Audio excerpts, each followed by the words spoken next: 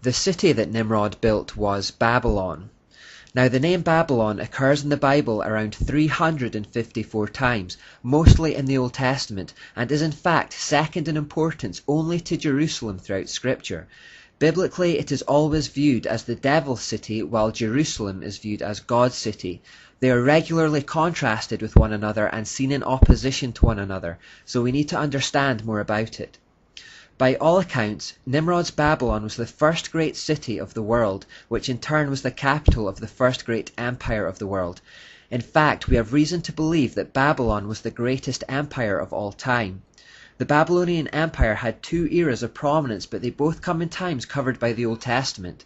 Its first era of prominence was under the kingship of Nimrod himself, and then later it again came to the fore under the kingship of a man called Nebuchadnezzar. In 539 BC, the Babylonian Empire was attacked and captured by the Persian king Cyrus the Great. This ended Babylon's status as the most powerful kingdom on earth, and although there is evidence that the city remained an important cultural center, and evidence that there were several rebellions by Babylonians against the new Persian Empire, hoping to re-establish Babylon's superiority, it was never resurrected. The physical empire of Babylon disappeared long ago. This is why when we get to the New Testament, which records events around 500 years after Babylon's demise, there is hardly any mention of it at all. Out of the 354 mentions of Babylon in the Bible, 342 come in the Old Testament. By the time of the New Testament, it had been long gone. Indeed, on the few occasions when it is mentioned, it is often just in reference to Old Testament events, except for one notable occasion where Peter uses it as a code word for Rome. This is because by the time of Jesus and the Apostles, the Roman Empire was the new dominant power on the world stage and the Babylon of its day.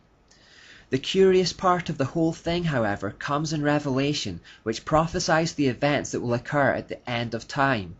God reveals the future to the writer, John, through a series of visions, and in Revelation 14, 16, 17, and 18, we find frequent references to Babylon. Given that Babylon had been long gone even by the time Revelation was written, it's intriguing to find God referring to it in the future tense. For example, in Revelation 18:21 we read, "Then a mighty angel picked up a boulder the size of a large millstone and threw it into the sea, and said, 'With such violence the great city of Babylon will be thrown down, never to be found again.'" Will be thrown down, future tense. Revelation 17:5 perhaps has the most famous reference to Babylon. It says, "This title was written on her forehead, Mystery Babylon, the great mother of prostitutes and of the abominations of the earth." God's wrath and fury at Babylon is palpable in these passages. He is ready to crush it with such terminal violence that it will never again see the light of day or have any bearing on the world again.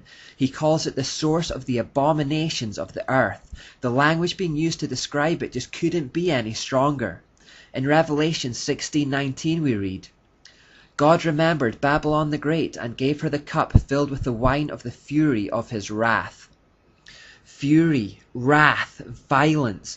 These are the words that describe a God filled with a terrifying and righteous anger.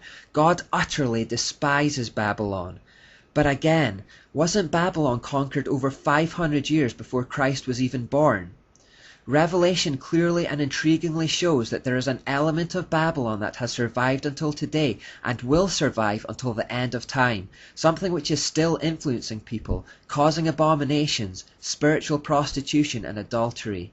In Revelation 14:8 we read, "A second angel followed and said, 'Fallen, fallen is Babylon the Great, which made all the nations drink the maddening wine of her adulteries.'"